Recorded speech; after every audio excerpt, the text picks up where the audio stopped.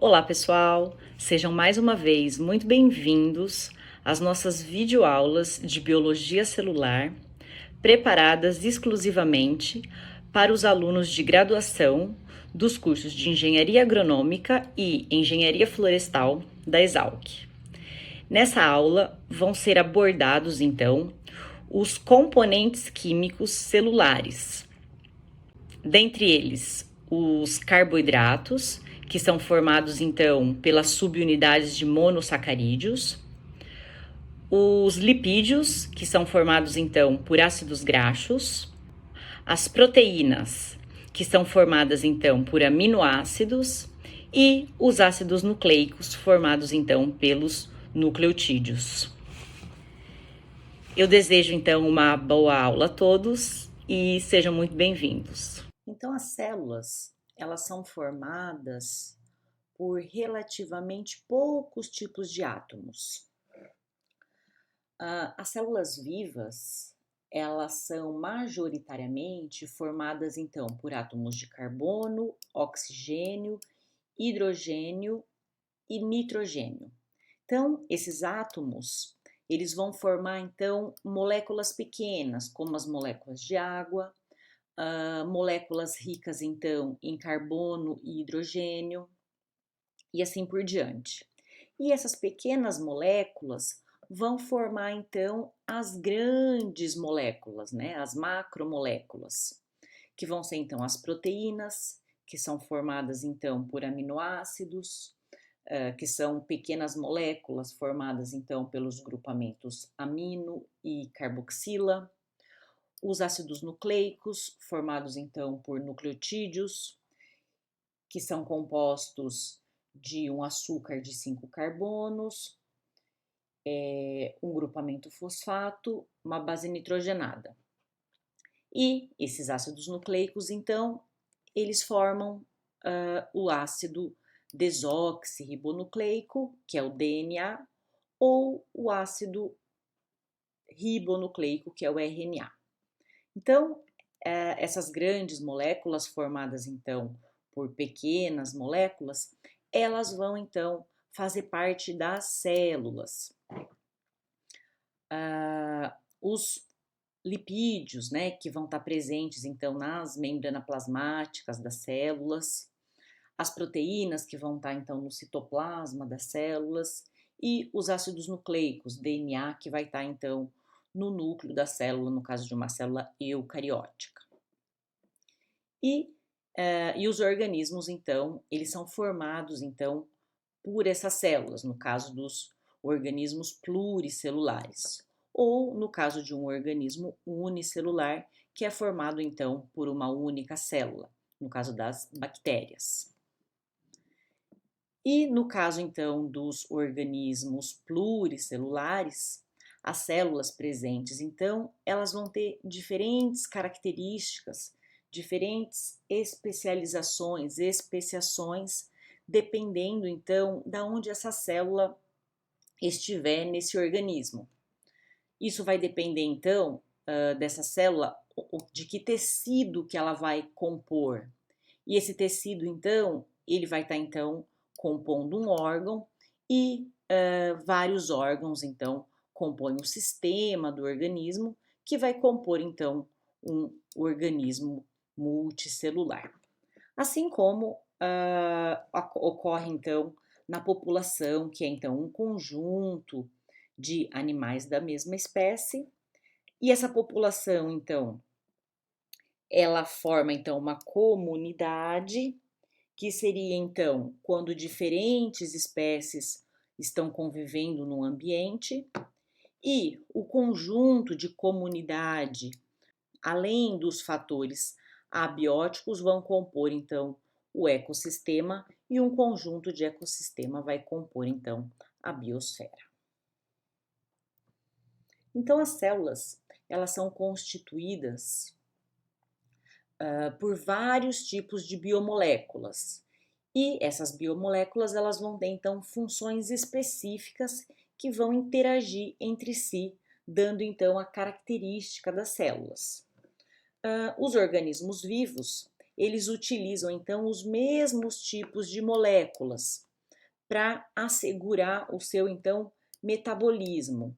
Mas cada espécie vai possuir, então, um conjunto específico, seja de ácidos nucleicos ou de proteínas, responsáveis, então, pela identidade ou então pela característica desse organismo. Então, tanto as bactérias como as algas, fungos, plantas e animais, todos eles vão possuir, então, ácidos nucleicos, vão possuir proteínas, vão possuir lipídios, mas cada um com características específicas para cada organismo. E os átomos, né, eles vão ser formados, então, por um núcleo, e esse núcleo, então, ele é rodeado, então, por elétrons que estão, então, em órbita nesse núcleo. O núcleo, ele é formado, então, por nêutrons e prótons, e o número atômico de um dado átomo é dado, então, pelo número de prótons. No caso aqui do carbono, que ele vai possuir, então, 6 prótons no núcleo, ele tem um número atômico de 6. E os elétrons, então, eles vão estar, então, em órbita nesse núcleo. Eles não vão estar em posições estáticas, eles vão estar, então, numa órbita. No caso aqui do hidrogênio, que ele vai possuir apenas um próton, então o número atômico dele é 1. E ele tem, então, um elétron aqui em órbita no seu núcleo. Existem cerca de 90 elementos que ocorrem, então, naturalmente. E os organismos vivos, eles são formados, então, por 96% do peso desses organismos vai ser formado por apenas 4 elementos químicos, que são o hidrogênio, o carbono, o oxigênio e o nitrogênio. Então, esses 4 elementos químicos perfazem 96% do peso dos organismos vivos. E os elétrons, então, da camada mais externa dos átomos é que vai determinar como que esses átomos interagem.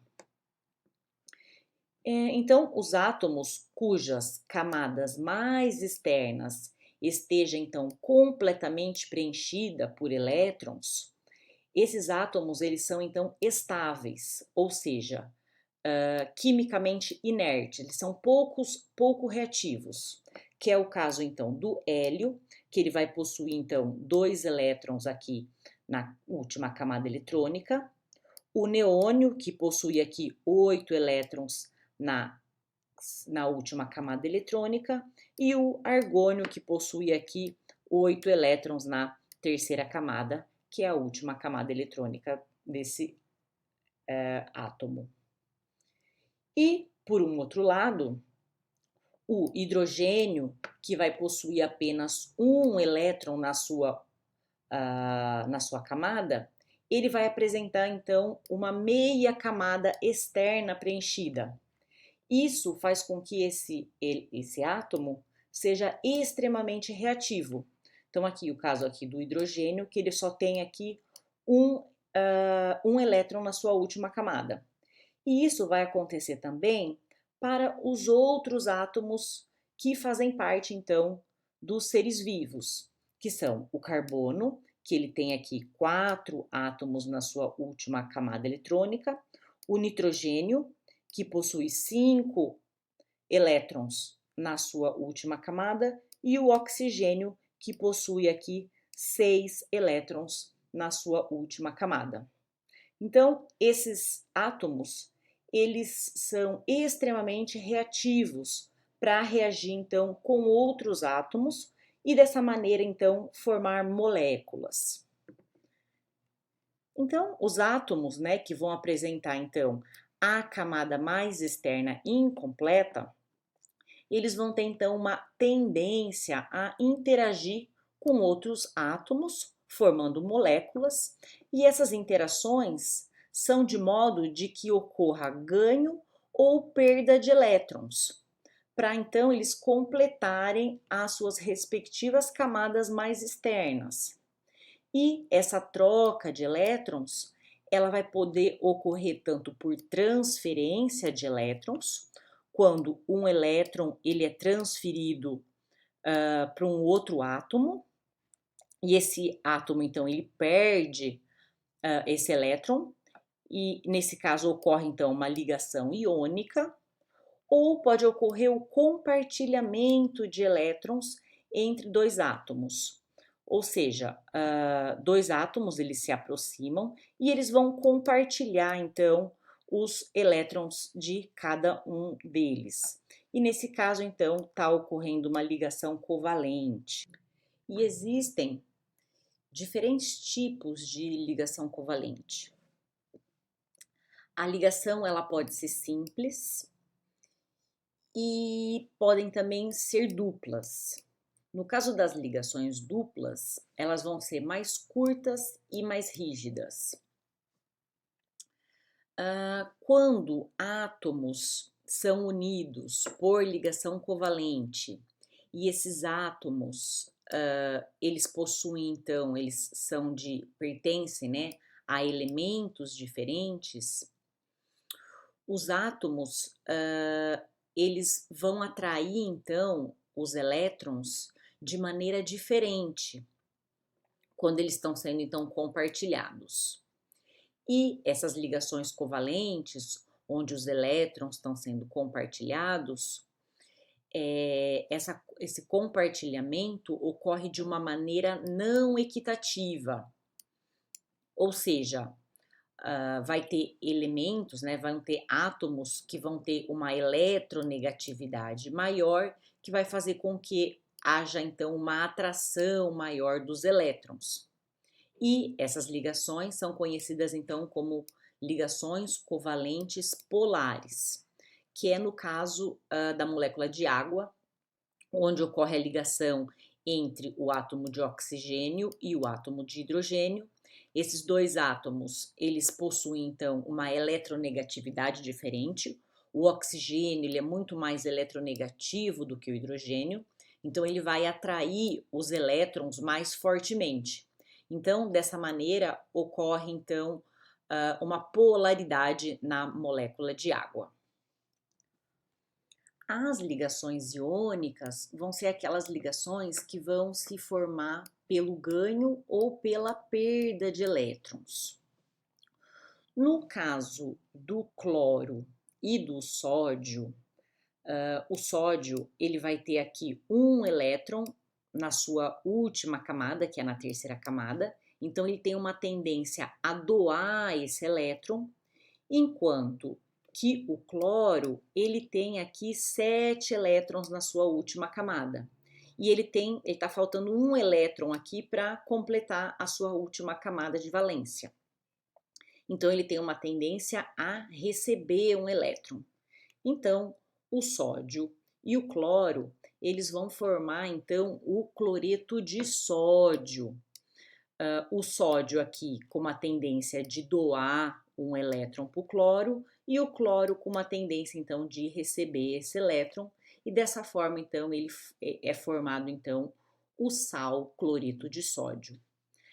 Esse sal ele é altamente solúvel em água e quando dissociado ele forma então o íon de sódio e o íon de cloro. E esses íons, então, eles são arranjados de maneira que vão formar, então, esses cristais. E esse sal, ele é extremamente importante para a célula, uma vez que esses íons, eles vão ser utilizados, então, pelas células. Então, as ligações não covalentes, elas vão então ajudar a manter as moléculas unidas nas células. As moléculas grandes, como as proteínas, elas podem se ligar entre si por meio então das cargas complementares presentes então na superfície de cada molécula, formando então essas ligações não covalentes. E as ligações de hidrogênio, que são então ligações também não covalentes, muito importantes então para muitas moléculas biológicas. Então, pode haver a formação de uma ligação de hidrogênio entre duas moléculas de água e assim por diante, formando então uma rede. Então, a ligação de hidrogênio vai se dar entre duas moléculas de água, entre o átomo de oxigênio e o átomo de hidrogênio.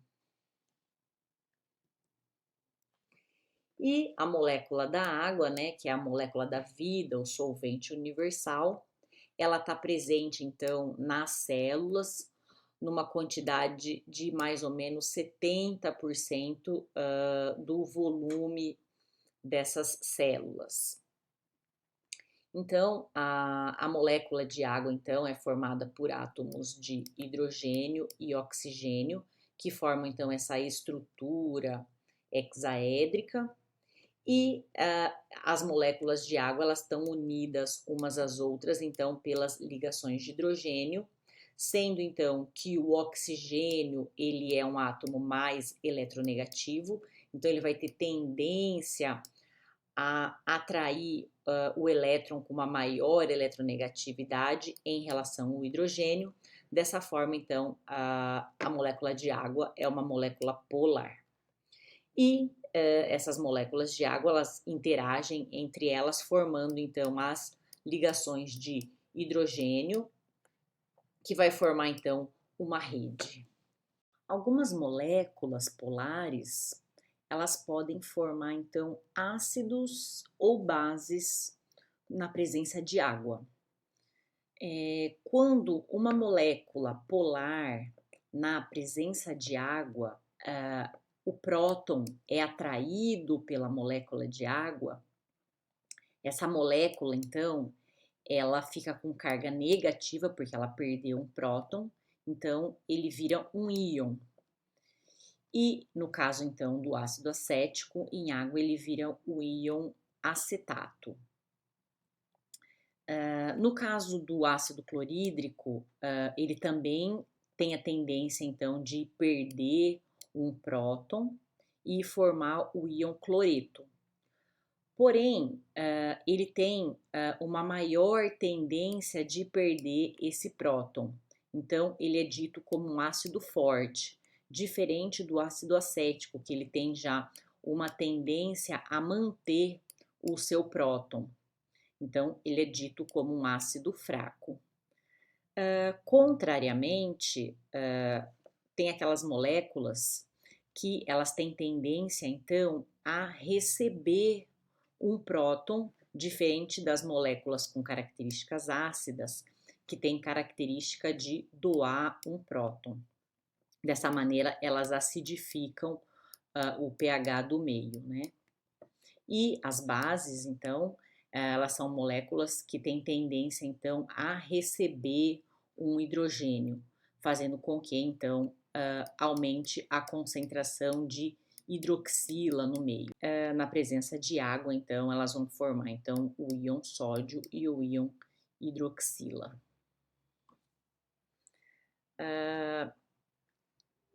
Isso é característica, então, dos aminoácidos, que eles vão ter na mesma molécula um grupamento amino com característica básica, né, com tendência, então, a receber um próton e dessa maneira, então, ficar com uma carga positiva. E na mesma molécula tem um grupo carboxila de característica ácida, que tem tendência, então, a doar esse próton e ficar, então, com uma carga negativa. Então, os aminoácidos, quando presentes, então, nas células, eles vão estar sempre, então, na forma ionizada. Então, as moléculas pequenas, então, que formam as células, elas vão formar, então, as macromoléculas. As unidades fundamentais das células vão ser, então, os açúcares, que vão formar, então, os polissacarídeos, como o glicogênio, que é um polissacarídeo de reserva, presente então em células animais, bactérias e fungos. E um outro exemplo é o amido, que também é um carboidrato de reserva presente então nas plantas. Os ácidos graxos, que está presente então nas gorduras e nas membranas lipídicas. Os aminoácidos, que são as unidades formadoras então das proteínas, e os nucleotídeos, que vão estar formando então os ácidos nucleicos. Então, os grupos químicos que vão formar então essas estruturas, eles vão ter então características químicas e físicas que vai dar então o comportamento da molécula, né? Então, por exemplo, os aminoácidos, né? Que tem o grupamento carboxila e o grupamento amino, né? Então, ele tem uma característica aqui desse grupamento amino e a característica do grupamento carboxila. Os açúcares, os ácidos graxos e os nucleotídeos e assim por diante. Então, os açúcares, eles são fontes de energia e também vão ser as unidades formadoras então dos polissacarídeos. Então, os carboidratos, eles são conhecidos também como hidratos de carbono, porque eles possuem, então, essa fórmula geral aqui, CH2O. Então, o H2O é o hidrato de carbono, elevado vezes N aqui, que é o número de carbonos, que pode ser 3, 4, 5 ou 6. É a biomolécula, então, mais abundante na natureza. E a função, então, vai ser, então, de fonte de reserva de energia, como no caso do glicogênio em animais e o amido em plantas. Ele também tem a função estrutural, como a celulose, presente então na parede celular das plantas, e é matéria-prima então para a biossíntese de outras biomoléculas. Então, o polissacarídeo ele é formado então por unidades de monossacarídeos, que são unidas então por ligações glicosídicas. Nessas ligações, também conhecidas como ligação de condensação, porque ocorre então a liberação de uma molécula de água. Então, nessa ligação glicosídica, unindo então dois monossacarídeos, forma então um disacarídeo. E a ligação inversa, que é uma ligação de hidrólise, hidrólise porque vai ter então um consumo de uma molécula de água. E os açúcares, eles possuem os isômeros óticos, que são então formas que possuem então a mesma composição, porém eles são imagens especulares umas das outras e têm características diferentes. Então, os polissacarídeos simples de reserva para a produção de energia é o amido, presente então em células vegetais. O amido ele é formado então por duas estruturas, a amilose e a amilopectina. A amilose é uma cadeia então linear de moléculas de glicose unidas umas às outras, e a amilopectina ela vai ter então cadeias aqui ramificadas, unindo então também moléculas de glicose. Então aqui mostra então a estrutura aqui do amido formado então por cadeias de amilose, que são as cadeias lineares, e a amilopectina formada aqui por cadeias ramificadas. Essas cadeias ramificadas se dão aqui através dessa ligação alfa-1,6 e a cadeia linear é formada então somente por ligações alfa-1,4. Então aqui nas unidades amarelas são ligações alfa-1,4 e as e as bolinhas cinzas são ligações alfa 1,6. Alfa 1,4 é porque é a ligação aqui do carbono 1 com o carbono 4. E a ligação alfa 1,6 se dá aqui entre o carbono 1 e o carbono 6 de outra molécula de glicose. E o glicogênio, que é um polissacarídeo de reserva para a produção de energia, ele vai estar presente, então, em células animais, bacterianas e fúngicas. Também vai ser formado, então, por moléculas de glicose, nessa estrutura aqui ramificada. Também formada por ligações alfa 1,6 e alfa 1,4. A celulose, que é o polímero de glicose mais abundante na biosfera. A celulose ela tem função estrutural, ela vai estar presente então na parede celular das células vegetais e é formada então por moléculas de glicose unidas aqui pelas ligações glicosídicas. Essas essas cadeias aqui lineares de glicose vão formar então essas microfibrilas. Um conjunto então de microfibrilas vai formar então a fibra de celulose e essas celuloses ela vai estar presente então na parede celular aqui das células vegetais. Então, há grande interesse de se fazer o rompimento aqui dessas ligações glicosídicas para que se possa utilizar então essa molécula de glicose para produção de biocombustível. Então, um outro polissacarídeo presente, então, é a quitina. Ela está presente, então, no exoesqueleto de insetos e crustáceos. Ela também está presente, então, na parede celular dos fungos.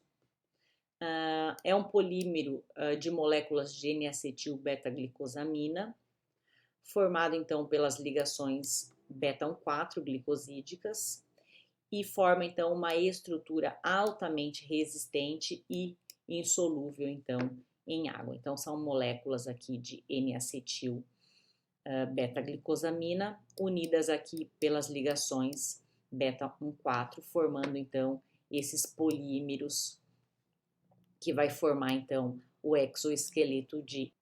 Então a membrana celular nada mais é do que um mosaico de macromoléculas.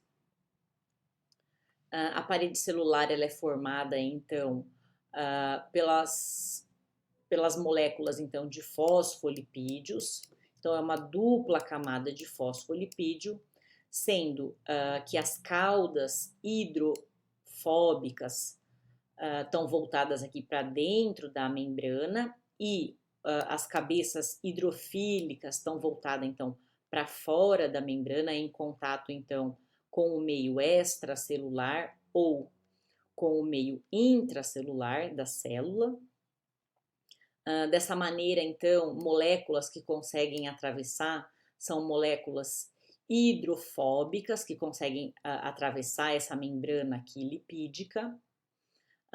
Essa membrana celular ela é formada também aqui por glicoproteínas, que são moléculas de glicose aqui unidas às proteínas.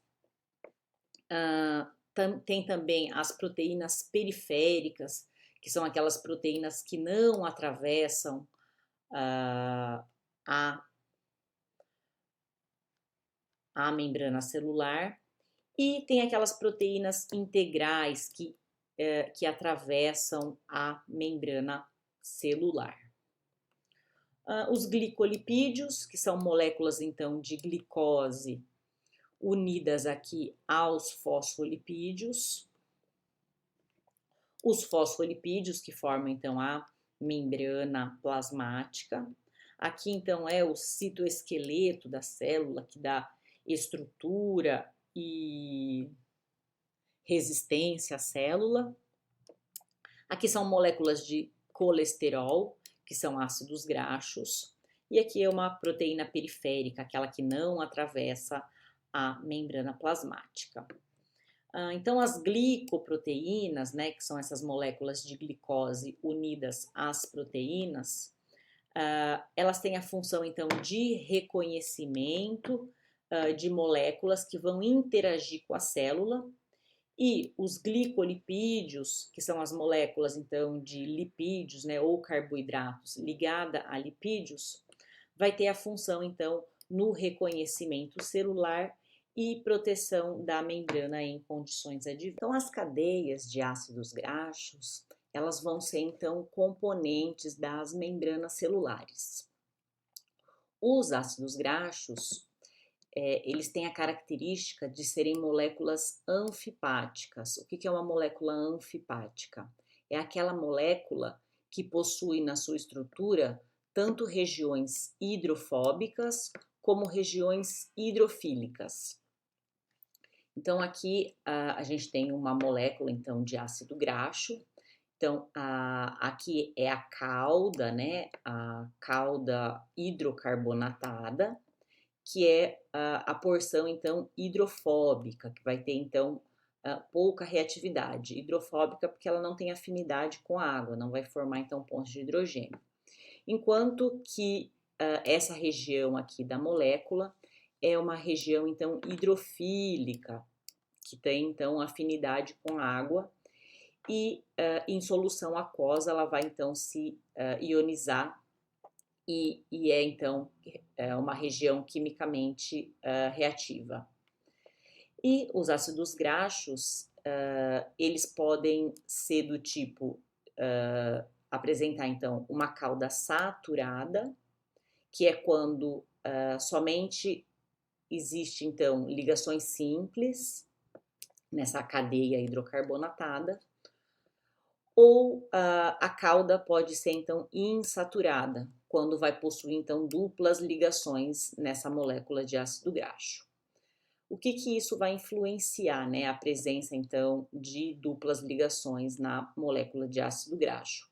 Vai ser, então, o ponto de fusão de uma membrana que vai ser composta, então, por essas moléculas de ácidos graxos insaturadas. Então, quanto maior a quantidade de dupla ligação, maior vai ser, então, a fluidez das membranas no abaixamento de temperatura. Então, as funções dos lipídios nas células, eles podem ser, então, de função nutricional, que é o caso, então, das gorduras.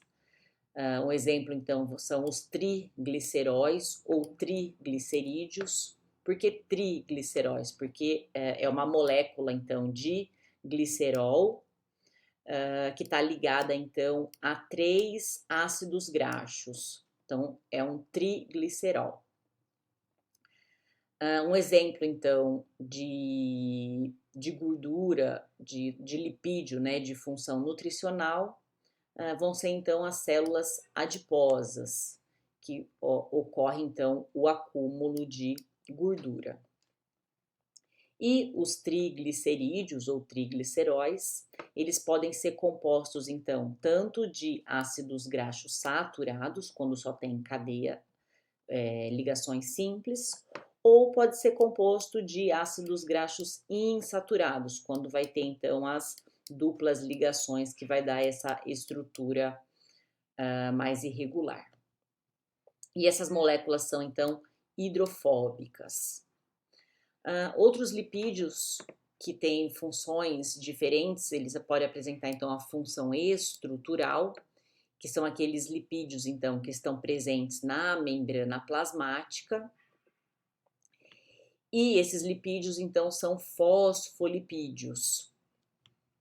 Por que fosfolipídios? Porque ele vai ter um grupamento fosfato aqui ligado a uma molécula de glicerol nesse grupo aqui polar, que é uma cabeça hidrofílica, tem característica hidrofílica. Enquanto que a cauda do ácido graxo tem característica hidrofóbica. E os ácidos graxos que vão compor, então, essa molécula de fosfolipídio também pode ser do tipo saturada, com apenas ligações simples, ou do tipo insaturada, quando tem ligações duplas. E essa molécula, então, de fosfolipídio, ele tem a característica anfipática, porque vai apresentar a cadeia carbonatada de característica hidrofóbica e a cabeça aqui hidrofílica. Então aqui mostra então os fosfolipídios da maneira que eles se rearranjam, então formando então a bicamada de fosfolipídios que compõe então a membrana plasmática. Então, esses fosfolipídios, eles se orientam dessa maneira, a cabeça hidrofílica fica voltada, então, para o exterior da membrana, em contato, então, com o meio extracelular ou com o citoplasma da célula. E as caudas hidrofóbicas ficam voltadas, então, para dentro da bicamada lipídica. E uma outra função, então, que os lipídios podem ter é de proteção, quando eles estão presentes, então, na cutina, na suberina e nas ceras, que vai, então, impedir a perda de água através, então, esses lipídios vão, então, evitar a perda de água. Então, os fosfolipídios, eles têm a característica anfipática, porque eles apresentam, então, uma cabeça polar de característica hidrofílica e uma cauda apolar de característica hidrofóbica. E esses fosfolipídios, então, eles vão se orientar dessa maneira quando em contato, então, com a água. As cabeças hidrofílicas que têm afinidade com a água vão ser voltadas para a água, enquanto que a cauda hidrofóbica vai ser então repelida pela água. E dessa maneira acontece então a formação de micelas e esses fosfolipídios eles também podem então se organizar de forma a formar então essas bicamadas fosfolipídicas, né? A cabeça aqui polar hidrofílica voltada então para o exterior da bicamada e as caudas de características hidrofóbicas são voltadas então para dentro da bicamada, formando então a membrana plasmática. Então, a presença da dupla ligação, ela vai influenciar então o ponto de fusão das estruturas que vão então ser compostos então por esses ácidos graxos. Quanto maior a presença, né, quanto maior a quantidade de duplas ligações nessas moléculas de ácidos graxos, menor vai ser o ponto de fusão dessas membranas, por exemplo.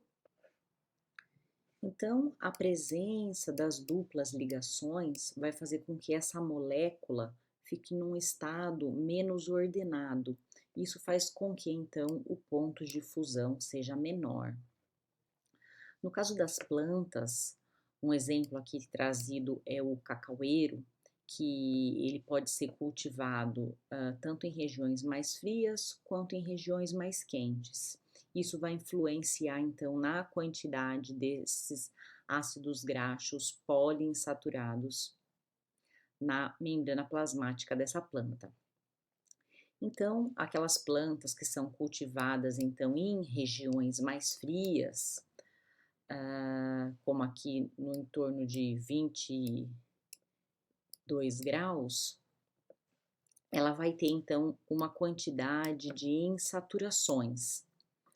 Se essa planta for cultivada, então, numa região mais quente, aqui em torno de 26 graus, ela vai ter, então, uma quantidade menor de insaturação. Isso por quê? Porque, então, em regiões mais frias, as membranas plasmáticas elas vão se adaptar, então, para ter uma maior quantidade de insaturações para resistir, então, a temperaturas mais baixas para essa membrana plasmática não se solidificar, para ela manter a fluidez mesmo em temperaturas mais baixas.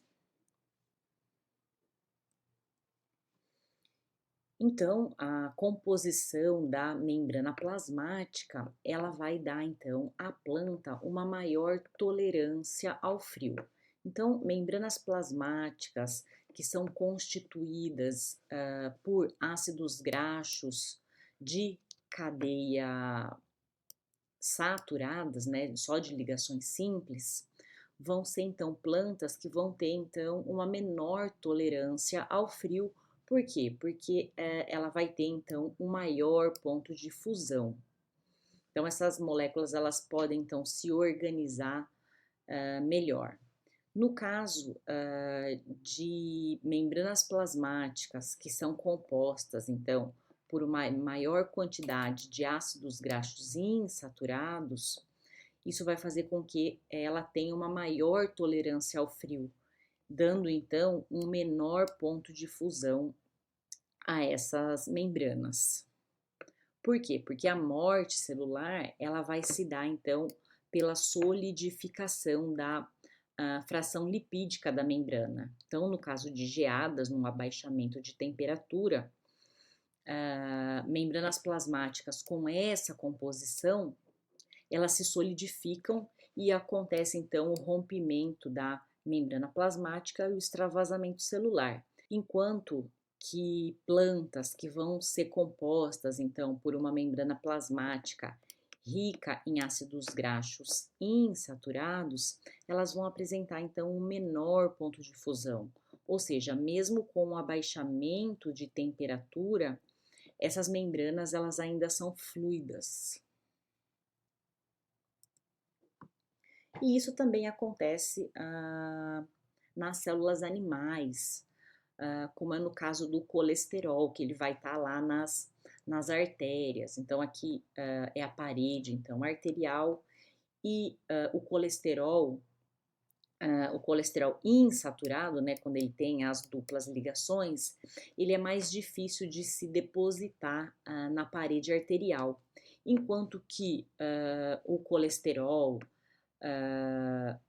composto então de ácidos graxos saturados, né, que são somente cadeia de ligações simples, ocorre então a deposição aqui desses ácidos graxos de uma maneira assim, de uma forma mais ordenada e ocorre então essa deposição nas artérias, diminuindo então a luz arterial. Então aqui mostra então aqui a artéria, né? Aqui seria então o colesterol bom, que é o colesterol HDL, né? Que são então lipoproteínas de alta densidade, que eles não vão se depositar nas artérias, enquanto que o colesterol ruim, o LDL, que é as lipoproteínas de baixa densidade, elas vão se depositar aqui então nas artérias, podendo dar então a arteriosclerose. E também tem um estudo, né, que foi feito então com o óleo de soja para se aumentar a quantidade então desses ácidos graxos insaturados, que é o que faz bem então para a saúde. Então, através então de melhoramento genético, tem se feito então a obtenção então desses ácidos graxos com a presença de insaturações. Então, os aminoácidos, eles vão ser então as subunidades das proteínas. Eles nada mais são do que os blocos que vão constituir então as proteínas. E os aminoácidos, então, no próprio nome, né, ele é formado então por um grupo amino e um grupo então carboxílico. O grupo amino tem característica básica, né? E um grupamento aqui carboxílico com característica ácida. E esses grupamentos eles estão ligados no carbono alfa e além desses grupamentos amino e carboxila vai ter então um grupo lateral que é o que vai dar então a característica de cada um dos 20 aminoácidos. Nas células, os aminoácidos eles vão estar então na sua forma ionizada, né, porque eles vão estar então em meio aquoso. O grupamento amino, ele tem tendência, então, a receber um próton, então ele tem carga aqui positiva, e o grupamento carboxílico tem tendência, então, a doar esse próton, então ele tem carga negativa nas células. Esses aminoácidos, eles vão formar, então, as ligações peptídicas. As ligações peptídicas, elas vão se dar através, então, do grupamento carboxílio de um aminoácido com o grupamento amino de outro aminoácido. E nessas ligações peptídicas, a remoção, então, de uma molécula de água. Na molécula, então, de polipeptídeo, ela vai ter, então, duas extremidades, uma extremidade N-terminal, onde está o grupamento amino, e uma extremidade C-terminal, onde vai estar, então, o grupamento carboxilo. Então, os 20 aminoácidos que compõem, então, as proteínas, eles podem ter característica apolar, e essas características, elas são levadas em conta devido, então, ao grupamento radical. Então, vai ter, então, os aminoácidos apolares, que não têm polaridade, os aminoácidos polares, quando há elementos aqui que vai dar, então, uma polaridade para molécula, então, de aminoácido. Vão ter aqueles aminoácidos básicos, que aqui ele tem a tendência, então, a receber um próton, então ele fica com carga positiva. E os aminoácidos de característica ácida, que ele vai ter, então, aqui um grupo carboxílico com tendência, então, a doar um próton, ficando, então, com uma carga negativa. Então, por isso eles têm característica ácida. Então, lembrando que a versatilidade química das proteínas, elas vão ser constituídas por esses 20 aminoácidos padrão. E esses aminoácidos, eles vão ser comuns, então, seja então para bactérias, plantas ou animais, ou seja, todas as proteínas desses organismos vão ser compostas, então, por esses 20 aminoácidos. Então, os nucleotídeos, eles vão ser, então, as unidades formadoras, então, dos ácidos nucleicos, seja do ácido desoxirribonucleico ou ácido ribonucleico. Então, os nucleotídeos, eles são formados, então, por um açúcar de 5 carbonos, que são as pentoses, e a esse açúcar está ligado, então, uma base nitrogenada e um grupamento fosfato. Esses nucleotídeos, eles podem ser, então, ribonucleotídeos ou desoxirribonucleotídeos. Qual que é a diferença entre eles? Basicamente são duas diferenças. Uma delas é, então, o tipo de pentose que vai estar ligado a esses nucleotídeos. No caso do ácido ribonucleotídeo, que é o RNA, a pentose vai ser, então, a ribose, que ela vai ter, então, uma hidroxila a mais nessa molécula de açúcar, enquanto que no ácido desoxirribonucleico, ou DNA, né, esse açúcar, ele é, então, uma desoxirribose, vai ter a ausência aqui dessa hidroxila. E outra diferença que tem, então, entre o ácido desoxirribonucleico e o ácido ribonucleico vão ser, então, as bases nitrogenadas que compõem, então, esses nucleotídeos. Existem, então, dois tipos de bases nitrogenadas, as pirimidinas e as purinas. As bases pirimidinas, elas são formadas, então, de apenas um anel aromático, enquanto que as purinas são formadas, então, de 2 anéis aromáticos. As bases nitrogenadas, uracila, citosina e timina, são derivadas, então, da pirimidina, enquanto que a adenina e a guanina, elas são derivadas da purina, tendo então 2 anéis aromáticos. Enquanto que no DNA, a citosina pareia com guanina e timina pareia com adenina, no RNA, a citosina continua pareando com a guanina, mas agora a adenina, em vez de parear com a timina, ela vai parear com a uracila.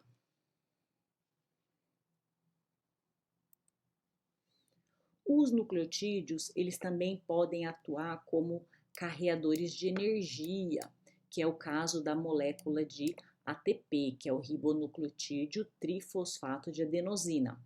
Ele é utilizado então para transferência de energia nas reações metabólicas. Então vai estar aqui a molécula então de nucleotídeo formado aqui pelo açúcar, pela ribose, pela base nitrogenada adenina e 3 moléculas de fosfato então que estão ligadas aqui por ligações fosfoanidrito. Então essas ligações aqui, quando são rompidas, libera então uma grande quantidade de energia que vai ser utilizada então pela célula para as reações metabólicas intracelulares. Então, os nucleotídeos, além de terem o papel como carreador de energia, eles vão ter então um papel fundamental no armazenamento e na recuperação da informação biológica. Então, eles são os blocos moduladores na construção dos ácidos nucleicos, que nada mais são do que longos polímeros, nos quais as subunidades nucleotídicas são ligadas pelas ligações fosfodiéster. Essas ligações fosfodiéster, elas vão se dar, então, através aqui do grupamento hidroxila da molécula de açúcar com o grupamento fosfato do nucleotídeo seguinte.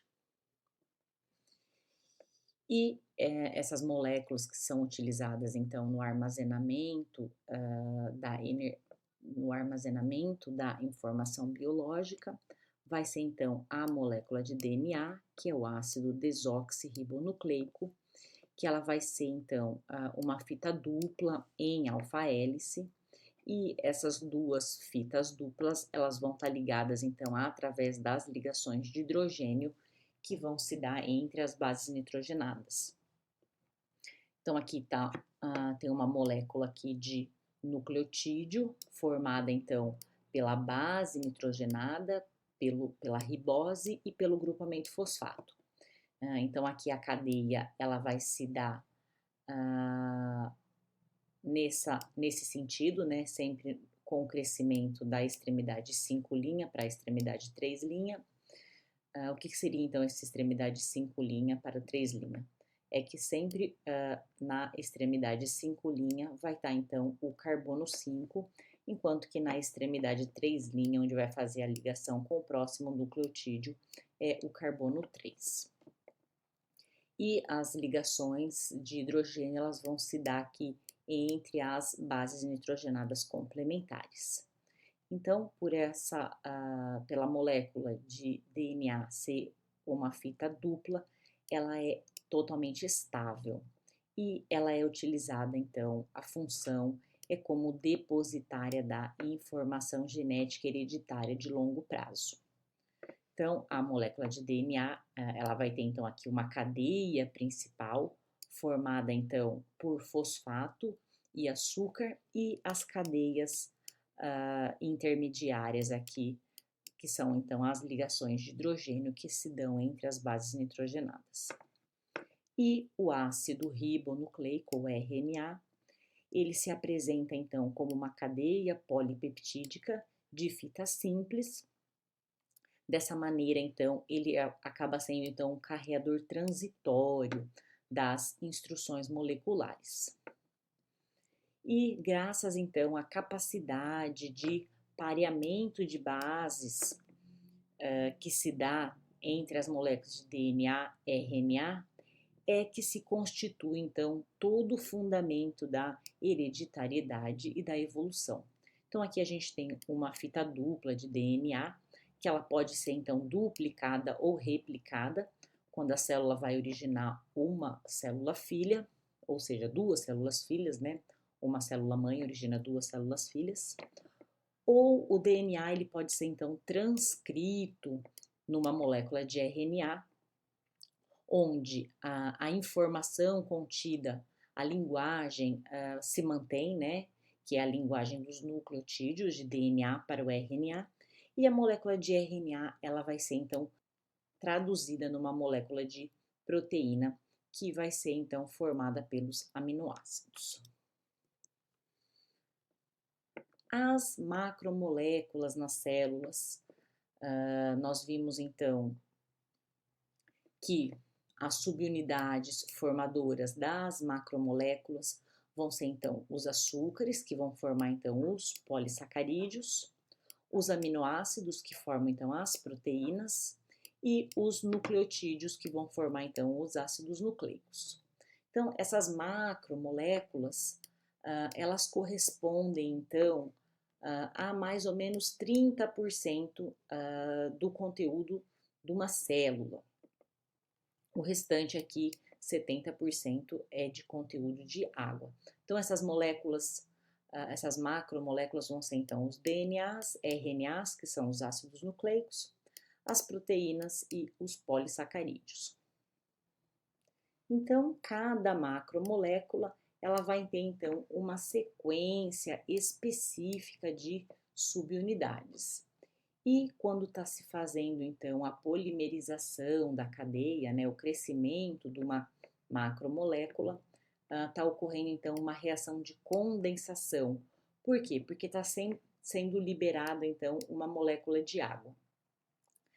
Seja na formação dos polissacarídeos, de proteínas ou ácidos nucleicos. Então, a formação então do polímero, há sempre então a remoção aqui de uma molécula de água. E a reação contrária, a adição então de uma molécula de água pela hidrólise.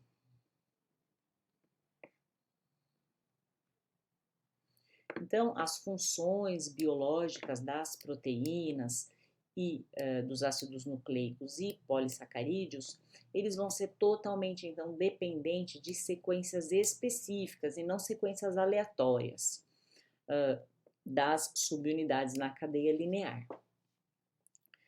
O que pode, então, variar essas sequências num número extremamente grande. Como no caso das proteínas, um exemplo de uma proteína que é formada por 200 aminoácidos, se existem 20 aminoácidos, então pode ter 20 elevado a 200 combinações possíveis de proteínas diferentes utilizando então os mesmos aminoácidos.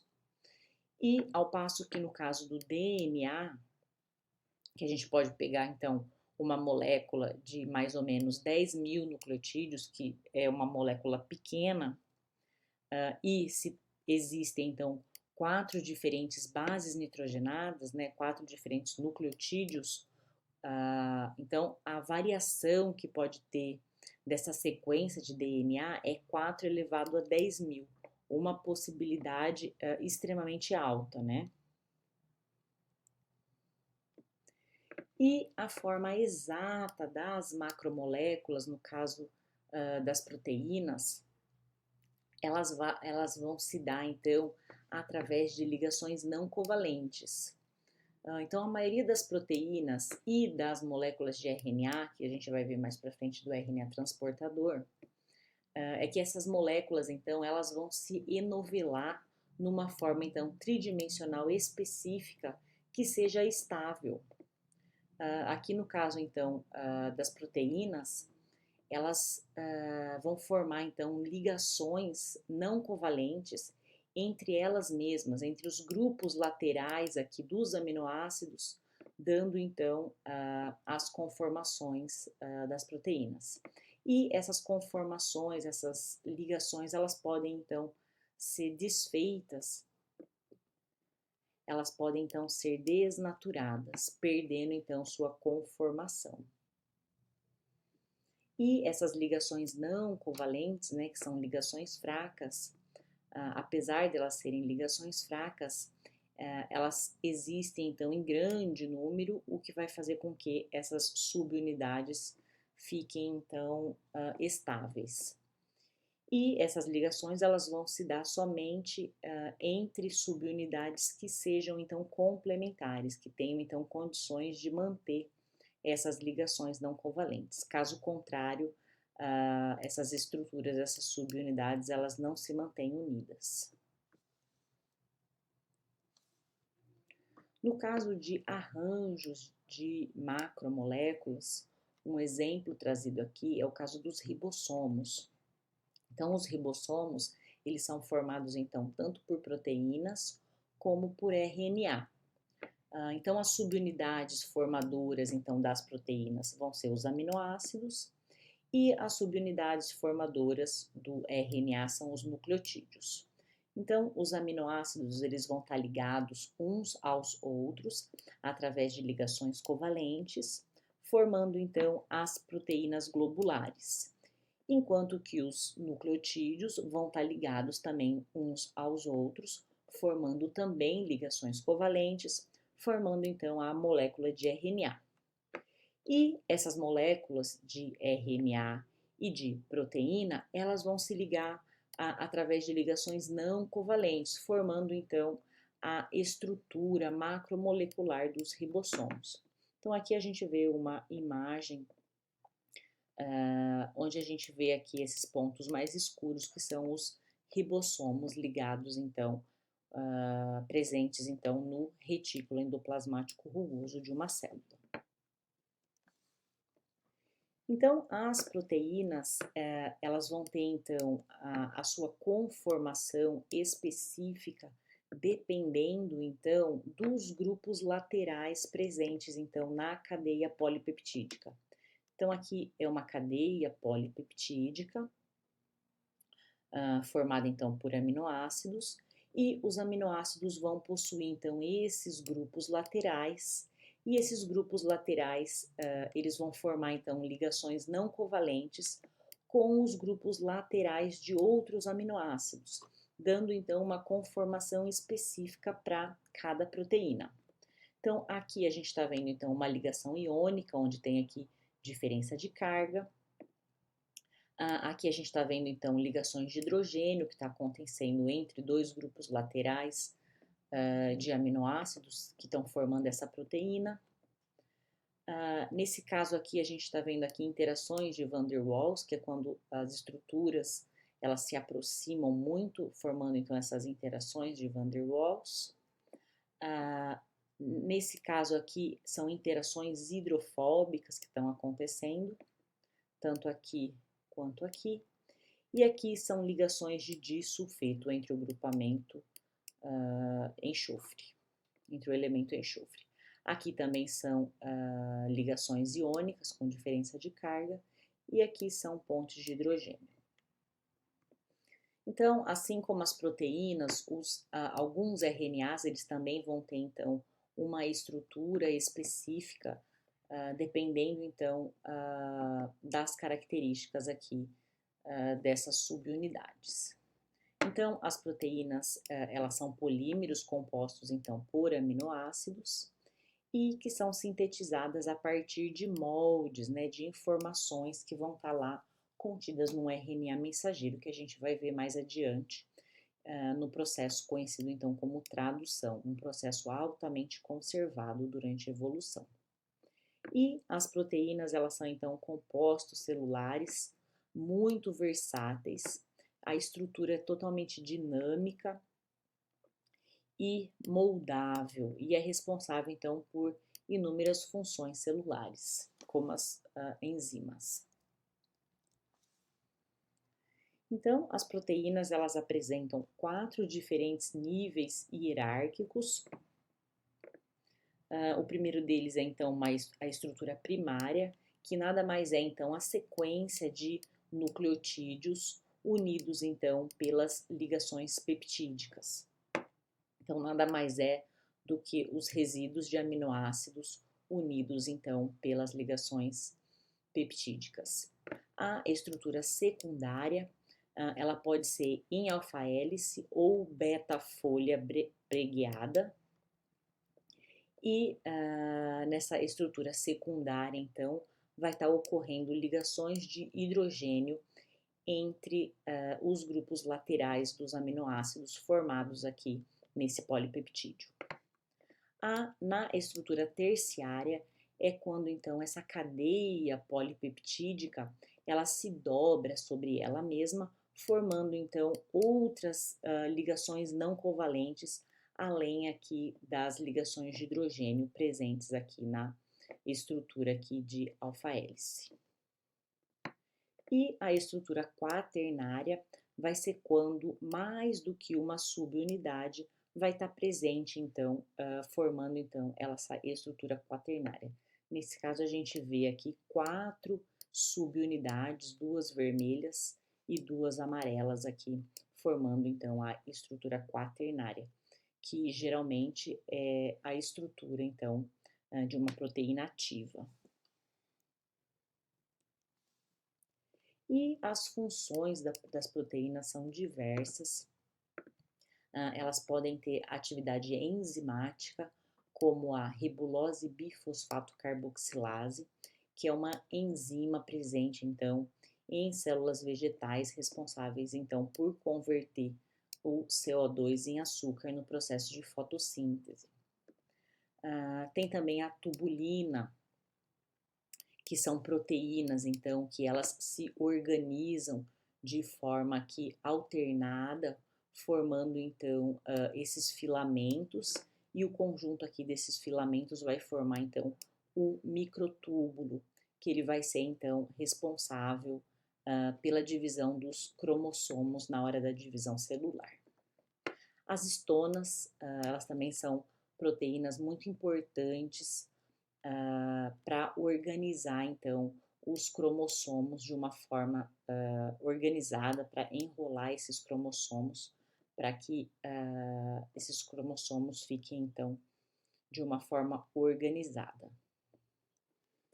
E tem também aquelas proteínas que vão auxiliar no enovelamento das cadeias polipeptídicas, que são as chaperonas. Então, as chaperonas nada mais são do que proteínas que vão auxiliar no enovelamento correto de uma proteína. Caso essa proteína, essa chaperona não esteja presente, pode ocorrer um enovelamento incorreto da proteína e essa proteína não tem, então, atividade. E tem também aquelas proteínas chaperonas em forma de câmara, onde a proteína recém-sintetizada, ela é, então, inserida aqui, sequestrada pela chaperona. Uma vez sequestrada, né, estando dentro da câmara, ocorre então o fechamento dessa câmara, que isolada se enovela então corretamente, e após então esse enovelamento, essa proteína é liberada para que tenha então sua função realizada na célula. E a atividade de uma proteína, ela pode ser regulada então através da fosforilação. Então, a enzima que vai fazer com que ocorra a fosforilação da proteína vai ser uma quinase. Essa quinase ela vai adicionar, então, um grupamento fosfato terminal da molécula de ATP num grupamento lateral aqui de uma proteína. Dessa maneira, a proteína ela pode ser ativada. Então, ela estava desativada quando ela não tinha o grupamento fosfato e quando foi adicionado, então, o grupamento fosfato, essa proteína se tornou ativa. E pode acontecer o contrário. Então, pode ocorrer, então, a remoção desse grupamento fosfato por uma fosfatase e quando há a remoção desse grupamento fosfato, a proteína se torna, então, inativa. Há casos, então, que a proteína ela vai estar ativa quando ela não tem o grupamento fosfato. E quando é adicionado, então, o grupamento fosfato, ela se torna inativa. E a proteína, ela vai ser, então, degradada pelos proteassomos. que são essas estruturas aqui em forma tubular, onde no interior desses proteassomos vão ter enzimas, então proteases, que vão degradar então as proteínas. E uma vez então as proteínas dentro aqui dessa estrutura tubular, as proteases então vão agir e vão degradar a proteína, liberando então os peptídeos que vão ser utilizados para a síntese de uma nova proteína. E essas proteínas, elas podem ser marcadas, então, por moléculas de ubiquitinas. Essas proteínas que são marcadas, então, pelas moléculas de ubiquitina são chamadas, então, proteína ubiquitinada, que é como se fosse uma marcação que é feita na proteína para que ela seja degradada.